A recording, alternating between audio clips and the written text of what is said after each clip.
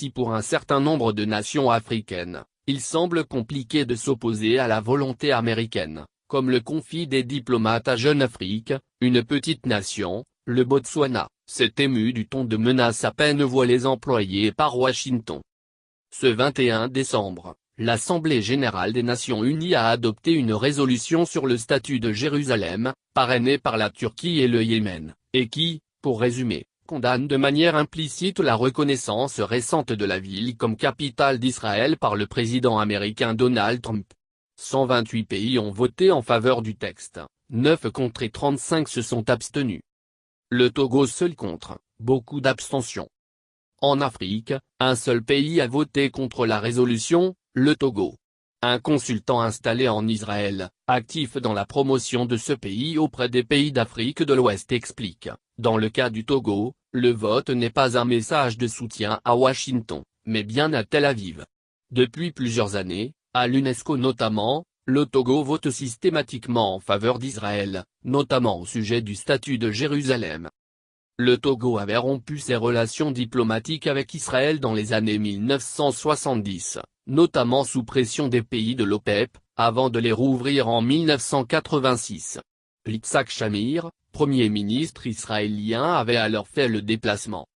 Le Premier ministre israélien, Benjamin Netanyahou, était attendu au sommet Afrique-Israël, prévu à Lomé au mois d'octobre 2017, qui a récemment été reporté.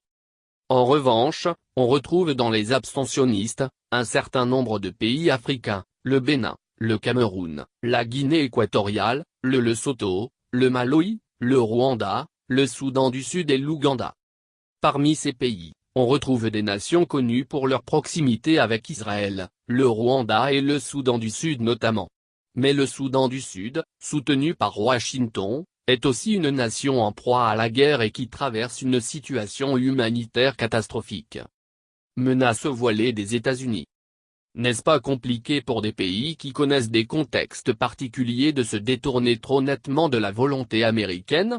La question peut se poser, d'autant plus que les États-Unis ont adopté un ton musclé et offensif lors de l'Assemblée générale. Les États-Unis se souviendront de ce jour où ils ont été pris pour cible à l'Assemblée générale pour le simple fait d'avoir exercé leur droit de nation souveraine. Nous nous en souviendrons lorsque l'on nous demandera à nouveau d'être les principaux contributeurs des Nations Unies. A ainsi déclaré Nikki Haley, ambassadrice des USA à l'ONU. Les nations africaines peuvent plaider l'alignement sur l'Union africaine et du coup, conservent une marge de manœuvre. Mais en effet, donner l'impression de lâcher Washington peut apparaître comme insulter l'avenir. Soupire un ancien ministre des Affaires étrangères d'un pays d'Afrique du Nord. Toutefois, plusieurs pays africains qui reçoivent d'importantes aides américaines ont tout de même voté en faveur de la résolution. L'Égypte, le Kenya, le Nigeria, la Tanzanie et l'Éthiopie sont parmi les 10 pays qui reçoivent le plus d'aide américaine dans le monde, derrière Israël notamment. Et tous ont voté pour la résolution. Le Botswana dénonce, beaucoup sèchent la séance.